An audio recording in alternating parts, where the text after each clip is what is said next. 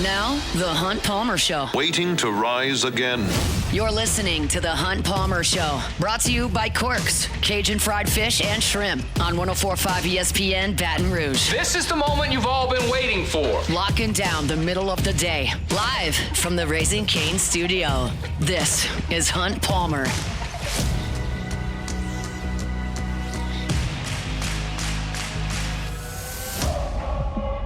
Hour two, last hour of the week here on the Hunt Palmer Show, 104.5 ESPN Baton Rouge, brought to you by Corks, Cajun fried fish and shrimp. I hope your work week's in the rearview mirror. If not, we will get you home this afternoon. Sounds like it's raining out there. Shot a text over to the wife. She's running a few errands, said it's pouring at spots. So stay safe, stay dry, and get home safely to start this weekend off right here in South Louisiana. We'll talk about the Saints in 15 minutes. I've got a thought on some lists that have come out from ESPN, and not necessarily like the rankings, but just like a big picture thought on the Saints. Well, let's start with LSU here in the second hour. I'm going through the positions one by one. We hit center back on Wednesday, hit guard yesterday, tackle today. And y'all know how tackle went for LSU last year. Tyree Adams was out there as your starter. He got hurt. Weston Davis got a concussion in pregame warmups in Oxford. I don't even know how that's possible. I've watched a lot of pregame warmups. I know they do hit face masks on offense and defensive line, but a concussion in the pregame seems like a lot. They threw DJ Chester out there when Adams got hurt. He was completely out of position at left tackle, and Carius Kern tried. And I remember him being out there at tackle, and he couldn't block A&M at all. The injuries were awful. The play wasn't very good. It was a mess at tackle for LSU last year. And the sack numbers don't necessarily reflect that, but I do think it impacted the play calling that LSU was unable to hold up on the edges. LSU attempted 30 passes of 20-plus yards while Garrett Nussmeier was behind center. Michael Van Buren only threw 15 in 152 pass attempts. That's a total in the season of 45 passes down the field, 20-plus yards. It's just not even close to enough. When you consider that they threw 45 passes beyond 20 yards and 109 behind the line of scrimmage, you can see how hesitant they were to do anything that developed over time. And I think part of that was just not having quality tackles. Weston Davis is the only tackle back on this roster. He is a sophomore now. You bring in Jordan Seaton, that's the big splash, obviously. But Sean Tompkins comes in from Baylor. He's played some tackle. Darren Stray comes in from Kentucky. He is a profiled tackle. You've got a community college player that the staff actually really likes in Jacoby Jones. And then Bryson Martinez comes in as a really nice piece in your signing class from right up the road at EA. So you did bring in some tackle numbers. I did not mention Solomon Thomas here. We talked about him a little bit yesterday. He could be a tackle. As I said yesterday, I don't know what Solomon Thomas is. We'll see. I hope to see him practicing on the first day of camp. So let's start with what we know at tackle. Jordan Seaton was a huge priority for LSU. In fact, Lane Kiffin flew to Atlanta to make sure that deal got closed. And it did. He is 6'5", 307 pounds. Keep in mind that is 25 less pounds than he was listed at Colorado last season. When he signed with Colorado, he was a consensus 5-star recruit. He was immediately the left tackle from day one. He started 22 games over 2 years there. He was a freshman All-American. He would have gotten greater accolades this past season if he did not miss the last 3 games of the season due to injury. He allowed 1 sack and 5 pressures in 328 passing snaps.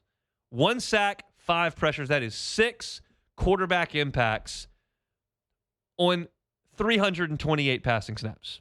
That earned him a Pro Football Focus grade of 84.1 in pass protection. 84.1.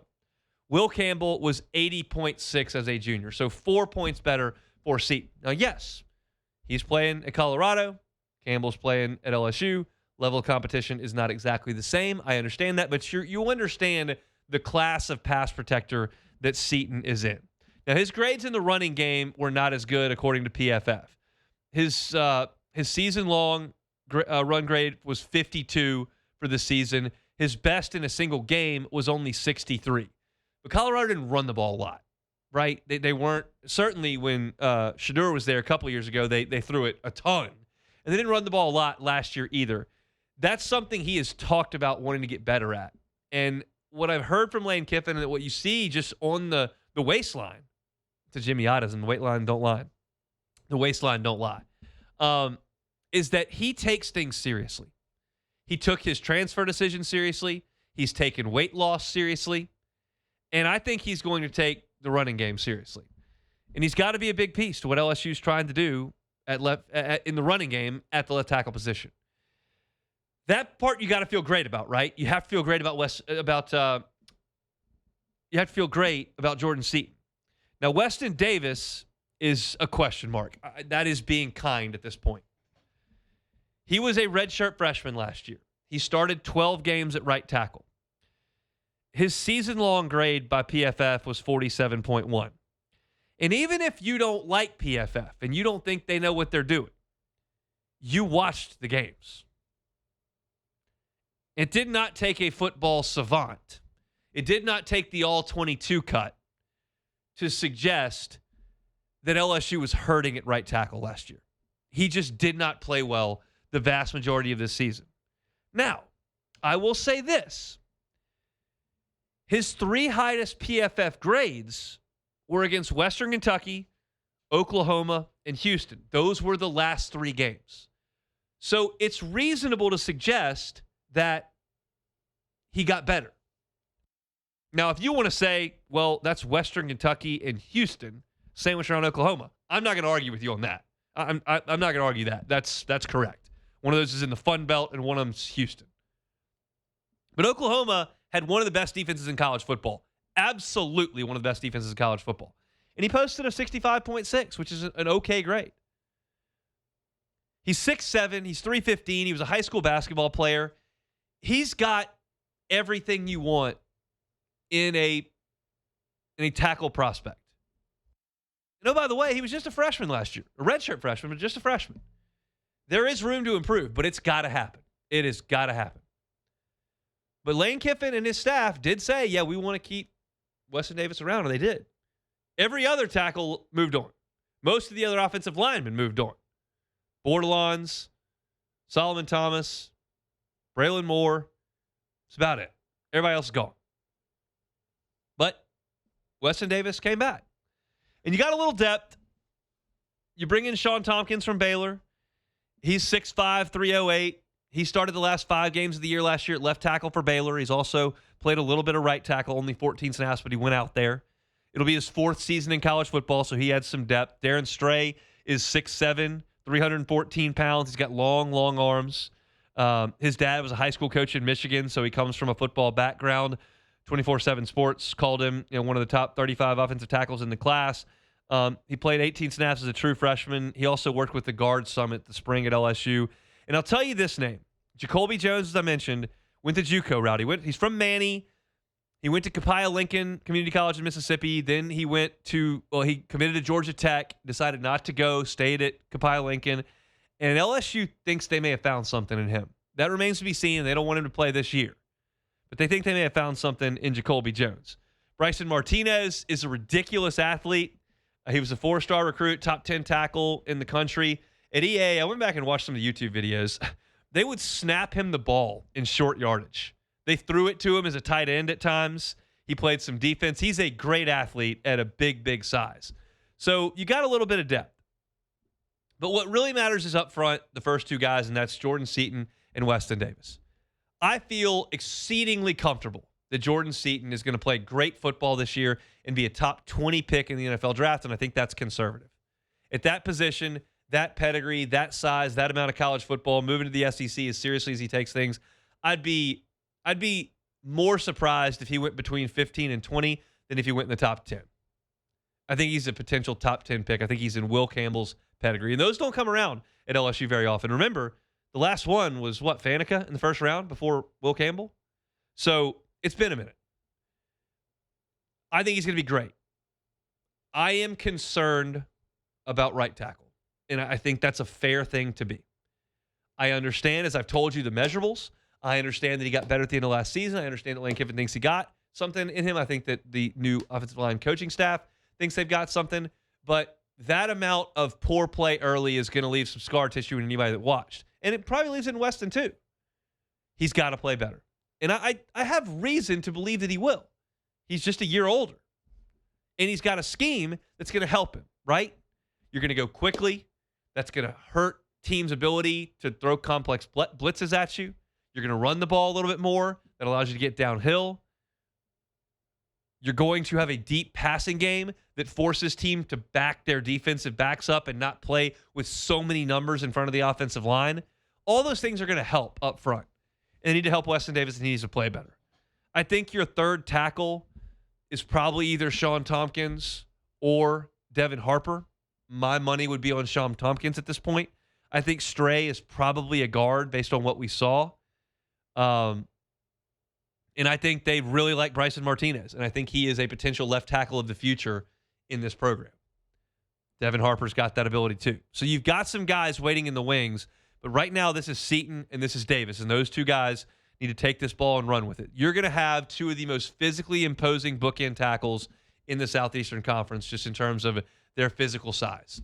Both of them are 6'6" and 6'7", long arms. You got an elite draft prospect on the left and a guy that was a 5-star recruit on the right. Seton was too, but 5-star recruit on the right. He's not a first-round pick at this point, Weston Davis. But I like LSU at tackle to an extent. I just have some concern about how much improvement Weston Davis has made. I will certainly allot for improvement. How much? It needs to be significant. And we'll see. Early. Clemson's probably got some guys on the edge that are lean and mean. Just a guess. I haven't looked at Clemson. That's an August thing, not a July thing. But that's going to be a pretty early test. We'll see if Weston Davis can pass it. Every single day, we're going through a position group for LSU football. Excited about Monday. We'll talk about tight end. That's going to be awesome because they got a pretty good one here in Baton Rouge. We're continuing to churn through the offense. We'll get through the defense as well as we get to SEC Media Days coming up a week from Monday. Chugging along here, hour number 2. Come back with us. We'll talk some Saints on the Hunt Palmer Show. The Hunt Palmer Show. One Bath and Closets. OneBathAndClosets.com is the website. David Duvall and his team, 30 years redesigning and remodeling bathrooms and closets. Doesn't have to be a full whole-scale remodel. Doesn't have to be a big, invasive project. Time-consuming, expensive. It doesn't have to be all that. What about a tub-to-shower conversion? Do you use your bathtub? How big is it? You got one of those big 90s jacuzzi tubs with all the jets that don't work anymore and you hadn't been in it in 3 years? Take it out. It's taking up a lot of room. How much better would that room be used with a walk-in shower? Transform your bathroom. Change the utility of your bathroom. Change the appearance of your bathroom with a tub-to-shower conversion. I asked David at breakfast the other day, how long does this take? A lot of times 3 to 5 days. You never know until you get in there. Obviously, there could be some houses and some projects that are a little different. 3 to 5 days, you could transform your bathroom. That sounds like something you'd like to look into here as the summer closes. Check out David Duvall online at onebathandclosets.com, onebathandclosets.com. This is the Hunt Palmer Show, brought to you by Corks, Cajun fried fish and shrimp.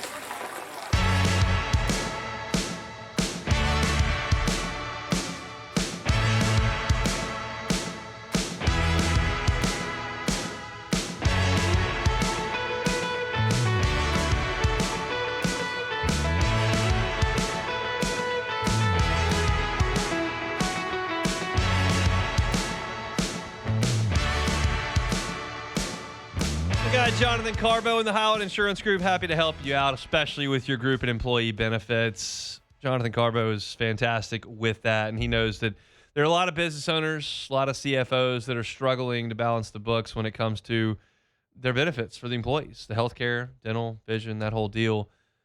Those increases just keep coming, and they become cost prohibitive. And at times, benefits have to be cut, and that can cause you to lose employees that need those healthcare benefits for their families. I'm not telling you the Howard Insurance Group's got a silver bullet that they can fix all your problems with one meeting. What I'm telling you is they want to have the conversation, and they would love to be able to give you a second option to see if there is a better avenue for you to take for your group and employee benefits. So contact the Howard Insurance Group. Contact my guy, Jonathan Carbo.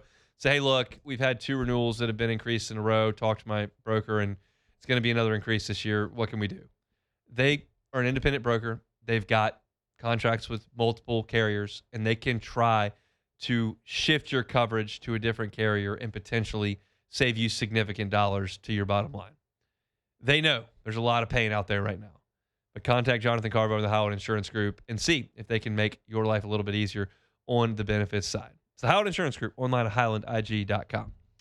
Got some problems in Chicago. I can't get to the bottom of it, but I know the end result of it. The Mets, sorry, not the Mets, the Red Sox. The Red Sox cannot get out of Chicago to New York where they're supposed to play the Mets this weekend. They're going to be late for their game tonight. What happened? I've never heard of this. I can't get to the bottom of it. I don't know if it's weather or if the plane was malfunctioning or whatever. My Cubs beat writer who was sent by ESPN to the airport to report on this said they just took off. So it's 3:20 New York time. That's got to be a 2-hour flight, I would think. From Maybe Chicago? A little bit more from Chicago. So you're looking at them arriving at 5:20 Eastern time for what's a 7 o'clock game. They can't get to the ballpark in time for that. Yeah, they will be late for that game. The question is, are they going to make them fly the 2 hours, get on a bus, go straight to Citi Field, and then go play? That'd be kind of crazy for the pitchers, though, right? Because don't pitchers need like a whole they're hours supposed ahead? to. You can technically move the game back to 8:30 and just say, yeah, they had travel problems. But this happens sometimes in high school baseball. Yeah, the bus ran out of gas or something. But like, pop tire. The MLB team usually shows up on time. Yeah, and they fly PJ. They got a private flight. It's a charter flight. We'll see if they're able to get there. Let's chug along here on this Friday. All right, Jordan. So ESPN.com is ranking the top 10 players at every position in the NFL. Okay. I want a quick yes or no from you on these. They've only done 1, 2, 3, 4, 5, 6 of these, so it's not complete, but it gave me a thought. All right. Do the Saints have a top 10 tight end in the NFL by ESPN.com? Juwan Johnson. I mean, he I can see him getting like 9 or 10. I can see him at 9 or 10. Not 9 or 10? Okay. Not 9 or 10. Honorable mention. Okay. Do the Saints have a top defensive tackle in the NFL for 2026? Oh, not even close. Nope. Yeah, not even Next. close. DN? Do they have a top running back for 2026? Top 10? Yep. Probably not, no. Nope. No. The top 10 includes Bijan Robinson, Jahmyr see that, Gibbs, yeah. Saquon Barkley, Christian Yeah. McCaffrey, Jonathan Taylor, Derrick Henry, James Cook, Devon Achane, Kenneth Walker, and Breece Hall. There's That's no your complaints. top 10. No complaints. No Travis Etienne. Do they have a top cornerback for 2026? Not even close. Heck nah. No. Do they have a top edge rusher for 2026? No. They do not. Yeah, no. The end of that list is like Nick Bosa, Brian Burns, and Not Nick even close. Benito. Yeah. They don't, Benito's a beast. like Jared Verse, Trey Henderson, and Josh Hines Allen didn't even make this list. Oh, wow. They're honorable mentions. So the Saints Okay. don't have a top 10 edge rusher. And the last one, defensive tackle. Not even close. Yeah. Not even close. Not So even that's close. 6 positions, and the Saints don't have one. That got me thinking, Jordan. This is a team without a star. There isn't one. And it's hard for me to think about an NFL team that's really good without a star. I'll tell you what, though. That is correct. But if all things play out how they're supposed to play out, Chuck could be the star. This is the point. The point is that that's part of this year. Yeah. Part It's of gotta this play year out. is beating a couple good teams. Yep. Part of this year is Shuck showing he's the guy. Part of this year is some of these young guys coming along. Part of this year is laying the foundation. Part of this year is running some guys off the books for next year. There are a lot of parts of this year. But one of the parts of this year is, man, somebody better show up and be like, okay, Yeah. that's a Pro Bowler. That's an All-Pro. Kelvin Banks, Jordan Tyson, Travis Etienne, Tyler Shuck, Chris Olave, probably not, Kool-Aid McKinstry, Chase Young. Like, there are guys, somebody needs to be a dude. No, that's right. Like, all the best NFL teams, you got to have talent. No matter what, you have to have talent in this sport. So for the Saints to get there, somebody's going to have to take that step to the upper echelon. I don't really see any boisterous personalities on this team other than Shuck. So he's really the only. I can see Tyson. Tyson has that, but we don't even know if he can play a full season. So we got to see with him first. But it would, if I had to give a candidate, it would have to be the quarterback. That's kind of chalky. If that's the case, that's super awesome. But that's kind of the deal. You just can't do this without Pro Bowlers. And I think, credit to the Saints front office, I think they have done a great job of acquiring, and I use the baseball term because I don't know of one for football, but everyone understands what I'm saying. It's wins above replacement for baseball. And you've got your WAR. If it's 0, you're not a 0 player, you're not bad. You're just the league average. There are plenty of minus 1.4 WAR, minus 2.8 WAR guys who are below the league average. And then you've got the guys that throw an 8 WAR up there that are superhuman. You've got guys that are 2 WAR that are just really good players, 3, 4 WAR that are really good players. But your 0 is your league average player. I think they've got a lot of 0s and 1s on this team. Guys that are right there at league average or just a tick above that. And that is a good thing to have. You got to have that too. But I need some guys in baseball terms, not football terms. I'm not talking about a guy counting for 3 wins in football. A baseball guy. I need a 3 WAR. I need a 4 WAR to step up. That means you're a starter on the All-Star team, the Pro Bowl team, whatever you want to call that. Like, that means you are one of the best players at your position in the sport. Because it's nice, and it helps you climb out of the barrel when you're a 4-win football team. It helps you climb out of that when you get guys that are league average and a little bit better, and you stabilize things. I need some stars to step forward. And we talked about breakout guys yesterday, and that was part of the conversation. But it stands to reason that because they're going to go through this list, and I don't think the Saints are going to have a single player in the top 10 at his position in the entire sport.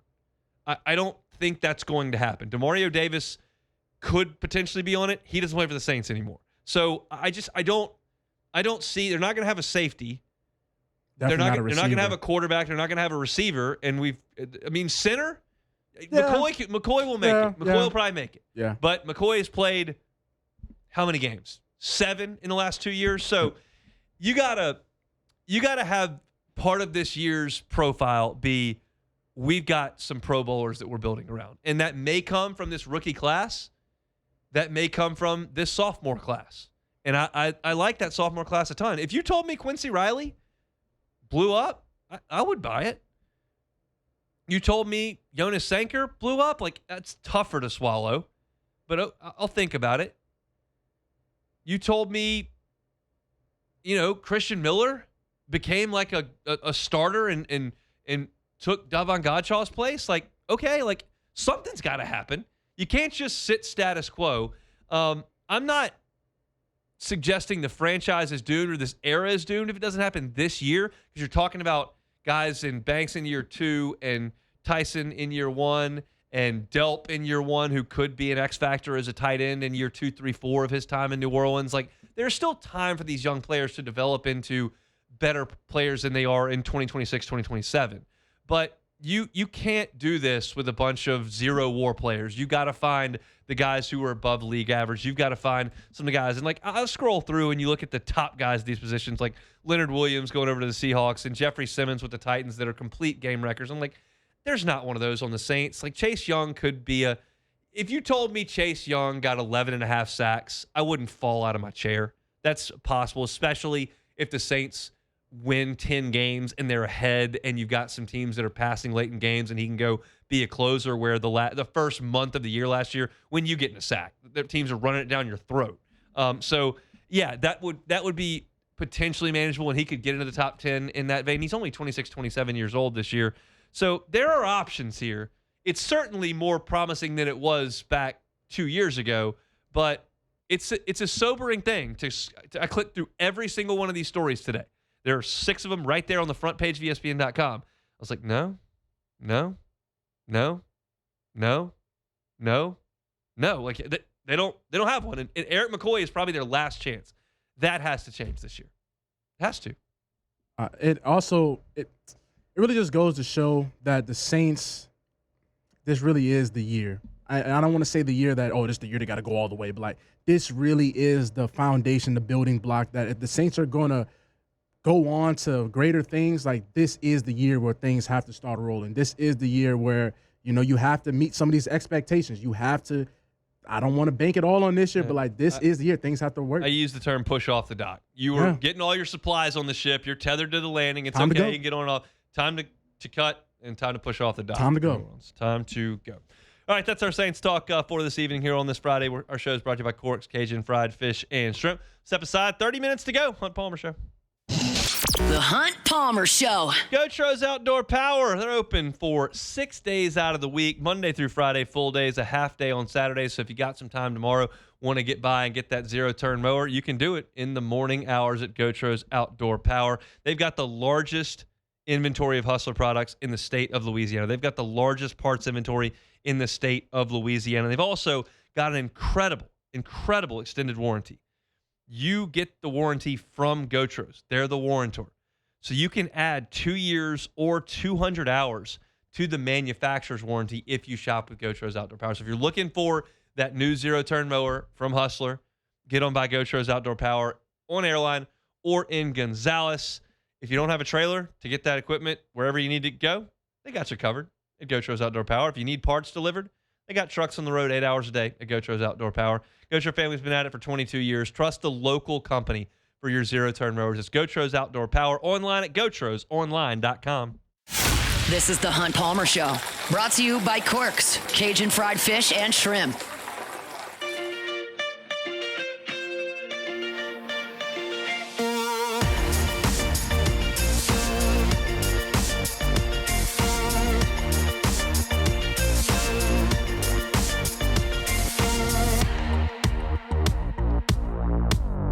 Friday show is brought to you by Corks, Cajun fried fish and shrimp. Best po' boy in town. If you're hankering for a shrimp po' boy, I just cannot recommend Corks enough. They do a fantastic job. Jumbo Gulf shrimp, golden fried, fully dressed, fantastic stuff. Those crispy shoestring fries are great as well. If you want to feed in bulk, maybe a lunch and learn at the office, maybe a birthday party, retirement party, or family reunion, get Corks to cater it. They are great at catering. Give them a little bit of notice time. They'll get you those big trays, the crispy fried catfish, those jumbo Gulf shrimp, honey butter rolls, crispy shoestring fries. You can do the beignet bites as a dessert as well. Fantastic stuff. Check out the menu and the pricing all there at corksfishandshrimp.com. They're on Government between Foster and Jefferson.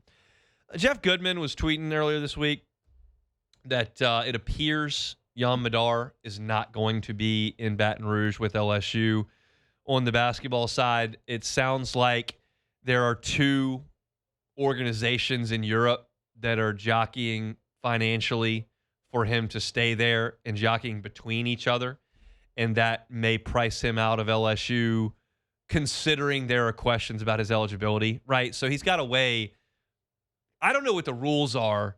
If you agree to an NIL deal with LSU, you fly to Baton Rouge, and the NCAA says, oh, yeah, by the way, you can't play. If he gets the money or not, if he's just out of luck and he has to try to beg his way back into the European League. Like, I don't know how that works, but it's a sure thing if you take the European contract that that's what you're going to get paid.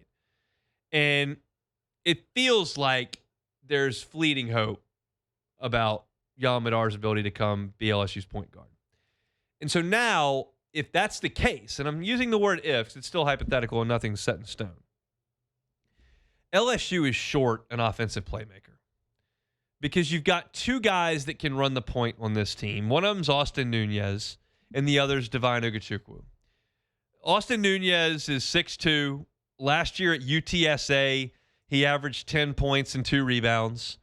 He played at Arizona State, and then he went to Ole Miss, and then he went back to Arizona State, and then he went to UTEP.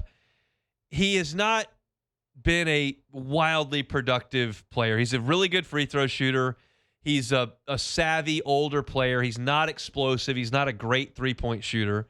He was a big-time recruit when he signed with Arizona State. He was the top 60 player in the country, but he's not had just this dynamic college career, and that's how you end up at 4 schools in 5 years. At 3 schools in 5 years, 4 stops in 5 years, I should say. So the thought of him being your lead point guard is not necessarily indicative of a team that's ready to make a run to the Elite Eight, right? And Divine Ogachukwu is probably your starting point guard without Madar on this roster. He became a starter at Michigan State last year. He shot it pretty well at Michigan State last year in a small sample size before he got hurt. He shot it really poorly at Miami the year before that. He's a good player. He can attack a little bit off the bounce. He's not a great distributor. He's not a great shooter. So what I'm telling you is, in a sport that is largely driven by point guards, you don't have one.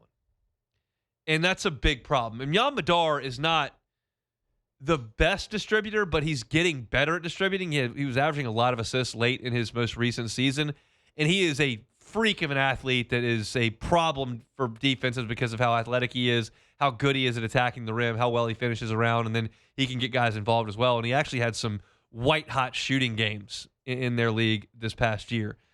He would have been, while a little bit sketchy in the eligibility terms with a 26-year-old who's been playing basketball professionally since before COVID, he gives you something. He gives you some juice. And you're a little short on that. Like, you've got a lot of other things. You've got length on the perimeter. You've got defense. You've got rim protection. You've got guys that can flat out fill it up. But you need an orchestrator. You need a facilitator.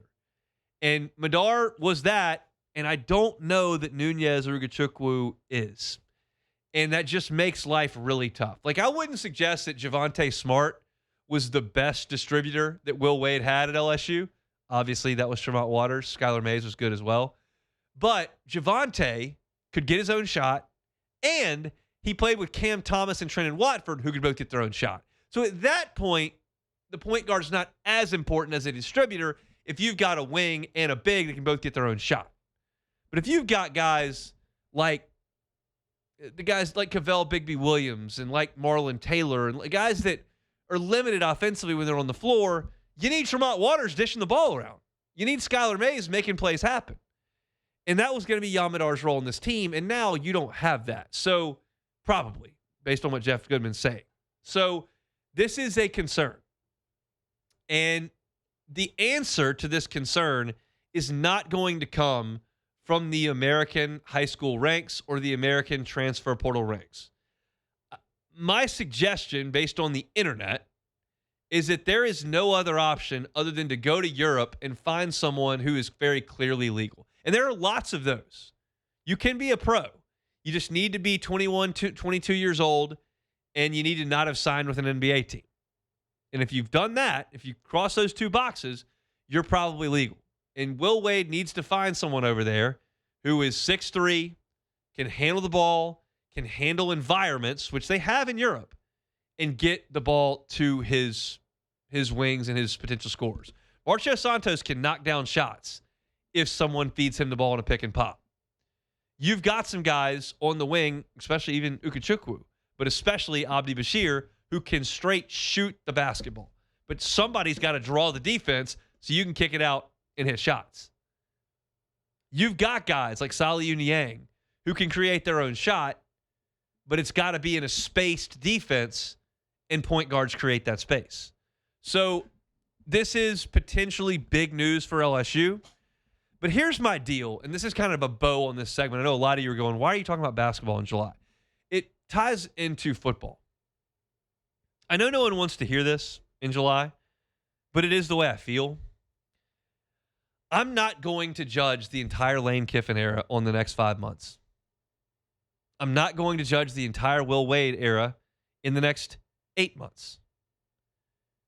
Yes, there will be expectation in year one. Yes, there will be significant financial contributions to their rosters in year one.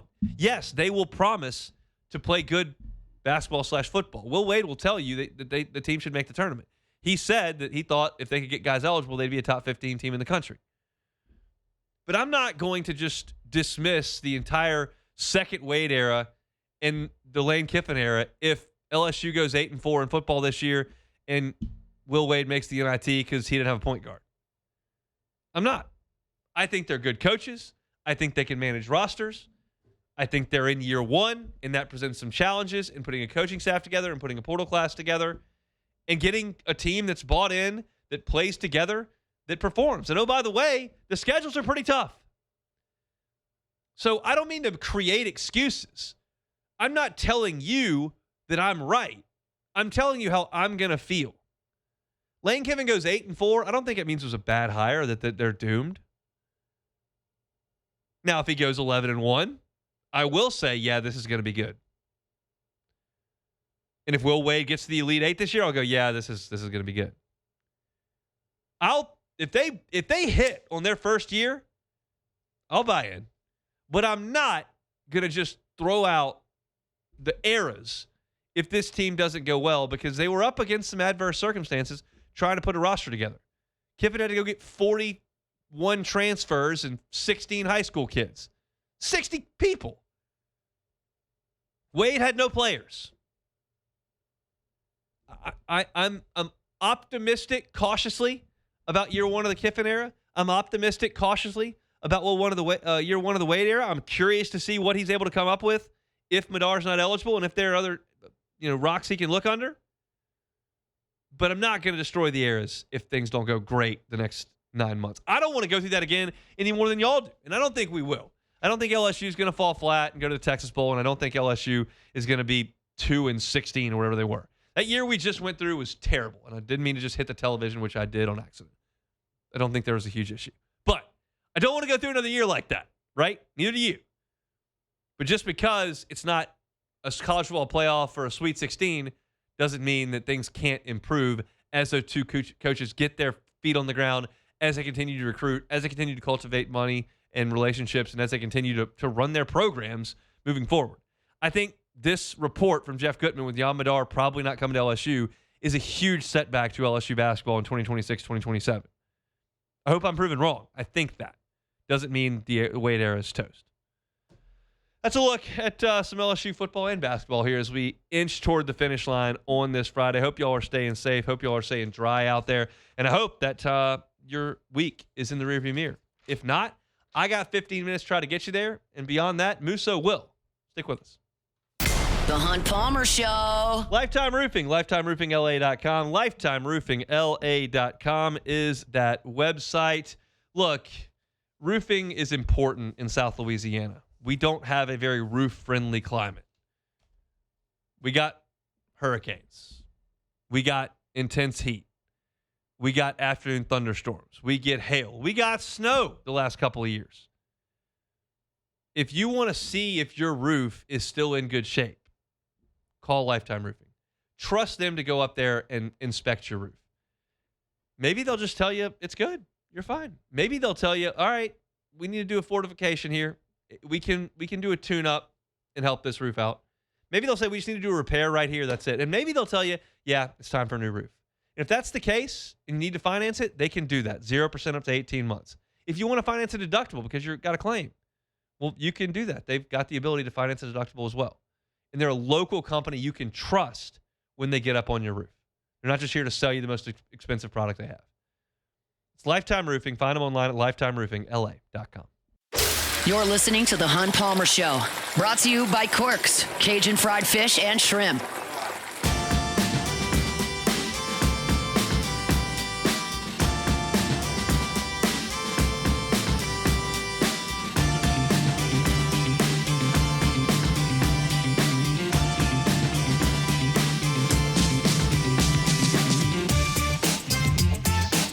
Y'all, MLB draft starts tomorrow from Philly. First 4 rounds are tomorrow, and then we'll have the final 16 rounds on Sunday. That'll paint the picture for Jay Johnson's roster moving into 2027.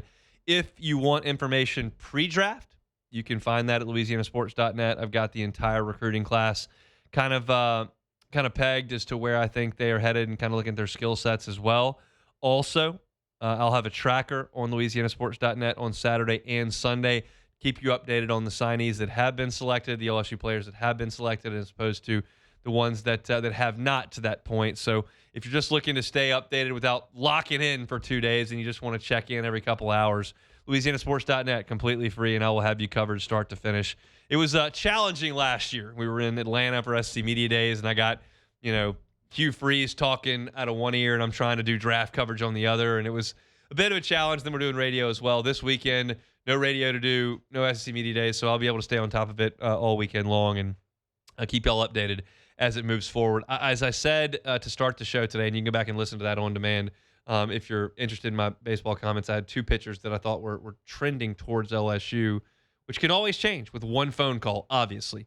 But I think LSU has insulated itself with the number of really good players they've got committed to withstand about 6 or 7 guys defecting to the MLB. If it's 11, you got problems. If it's like 4, there are going to be some really uncomfortable conversations with players in the class and players on the roster, I think, because you're just going to be over the roster limit. The sweet spot's somewhere in the neighborhood of 6, 7, 8 guys, and if that's the number that you lose, I think that Jay Johnson's going to field one hell of a team. Keep in mind, a lot of these guys may not directly impact the 2027 team, but you need to build a pipeline. And that pipeline is kind of disintegrated with this portal class. It's like Jack Ruckert, William Patrick, John Pearson. They're like your only non-starting position players. You got to get a freshman class in there because you're going to lose Dawson Park, Stephen Milam, Cade Curlin next year. You're going to lose Jason Wax. You're going to lose Bino Waters. You're going to lose Cade Arambidi. So you're going to lose a lot off that team next year. You need to have somebody ready to go from inside the ranks. And that's what Jay's talked about. So it's a big, big weekend for LSU baseball. I'll be keeping you up to date with it on LouisianaSports.net. Take it or leave it. Take it or leave it. Take it or leave it. Today's hottest stories in sports, news, and sometimes even Hunt's life. The question is, will he take them or leave them? All right, so Kyle Schwarber and Bryce Harper will compete in their own ballpark for the Home Run Derby in Philadelphia. So, Hunt, is the Home Run Derby still compelling? Take it or leave it? I'll take it. I'll take it. I'll be honest. I don't think I watched last year. I think I was. I was at media days. So yeah, I did not watch. We were out and about. So I didn't. I was thinking about it. I was like, I didn't watch. It was the draft and the All-Star game. We were at media day, so I didn't watch. I'll probably watch this year in the week. I like it. I think it's compelling to watch those guys hit rocket shots. I do like the idea of letting them use metal bats. I think that would be sick. To just watch. What, guys they're doing that this year? No, they're not. But I would like. I would like that idea. That would be crazy. Let them use like drop 5 bats and see how far they can hit it. But I like it. I think it's really cool that Schwarber and Harper are going to do it in Philly. That's going to get those crowds going absolutely nuts. So yeah, I think that's good. All right, so wait. Are you more of a swing off type of person? Like I heard they changed the rules so much with the Home Run Derby. I heard it's not like they did. They've changed it twice, and I honestly don't even know what the new rules are. Okay. I thought they were okay with the blast off. I didn't like the team competition. I thought that was weird and hard to keep up with. I loved the one-on-one head-to-head thing. I thought that was good. So I like watching guys hit blasts. I think it's fun. It's America's pastime. So Scottie Scheffler missed the cut at the Scottish Open today to snap his cut streak at 78. Yep. Tiger Woods holds the all-time record at 142. Matt Fitzpatrick is now the current leader at 28. So, well, Tiger's streak will never be broken. Take it or leave it. Take it. I'll take it. Keep in mind, what was Scheffler's number? 78. So he's 100 short of Tiger? He's a lot. He's 100 short of Tiger. No, he's 80 short of Tiger. He was in the 140s. He's 80 short of Tiger, and 20 of the events that Scheffler played in did not have cuts, and he still gets credit for them. Tiger didn't play in any no-cut events. So, oh, wow. It's not even close, and these guys lose their powers. Like, Scheffler was the best player in the world. He still probably is, but he may not be. For this 2-year run that was unbelievable. And they all lose it. You can go through any number of guys. Like, Justin Thomas is non-factor now. Jordan Spieth's completely gone. You had like Jason Day had a big run, and he's crashed down to earth. Justin Johnson went away. John Rahm's no good. Like, Ricky Fowler went away. Like, even multi-time major winners like Brooke Koepka lost his game and got hurt. Like, Tiger's the only one that just got to the top and just stayed there as long as he wasn't hurt. And when he played golf, he was the best. And all these records he has are just unprecedented, and no one's ever reaching that streak. So he's like the Will Chamberlain. Yeah, all it takes is one day where you show up and shoot a 77 like Scotty did today, and you miss the cut. One day. And he never did it. Just never happened. Never did 142 times. So during an appearance on Friday on NFL Network's Good Morning Football, retired quarterback Derek Carr revealed that multiple teams reached out to him about coming out of retirement. And I quote, "It would take a special situation. There were multiple teams that reached out to me this offseason. I won't say who or how, but they reached out to me. They were gauging my interest on what I wanted to do. They were good, solid football teams." So, will Derek Carr, will he be getting picked up this season? Take it or leave it? Leave it. Leave it alone. That ship has sailed. He's been out of the league 2 years now. Yeah. I mean, I realize I know what we just watched with Phillip Rivers, where they pulled him up 50 pounds overweight from the high school football field, and he threw it around for a couple Sundays. No team's hitching their wagon to Derek Carr at this point. I don't think that's going to happen. I don't hold the ill will that New Orleans fans do to him. I understand why they do, but nobody's going to Derek Carr at this point. You just go find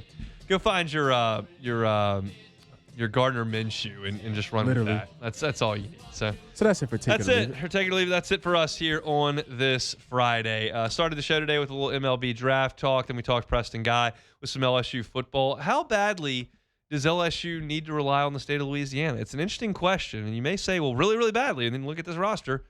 Not got a lot of Louisiana flavor on it, so I'm just curious about that. We talked about that with Preston, talked a little Saints in hour number 1 as well. So if you're looking for my LSU content, Hunt on LSU, you can find that.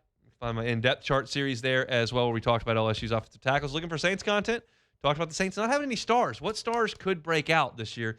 We did that, and you can find it at Hunt on Saints. I'm done for the week. Muso's going to drive you home next. Hope the draft goes well. The Hunt Palmer Show. Before we get out of here, we'll talk to you about my friends at Fabry Chevrolet GMC, online at FabryChevrolet.com, online at FabryChevrolet.com. Remember in the service department at FabryChevrolet.com. Well, no, they don't have a service department at FabryChevrolet.com. They have a service department at Fabry Chevrolet GMC on Highway 61 in St. Francisville. If you're ready to take that family road trip to the beach, to the mountains, to Grandpa's house, wherever you go, and you want to make sure that your car is ready to do that, they service all makes and models at Fabry Chevrolet GMC. So go see them in St. Francisville before you hit the road. They'll make sure you're all ready to roll for that summer road trip. If you want to buy a new car for that summer road trip, hey, GMC's Yukons, they got them. Denali's, they got them. Chevy, they got your Suburban covered. They got your Tahoe covered. Maybe a new truck, GMC Sierras or Chevy Silverados. They're all there, and you can find them online at that incredibly usable website, FabryChevrolet.com. It's Fabry Chevrolet GMC, FabryChevrolet.com.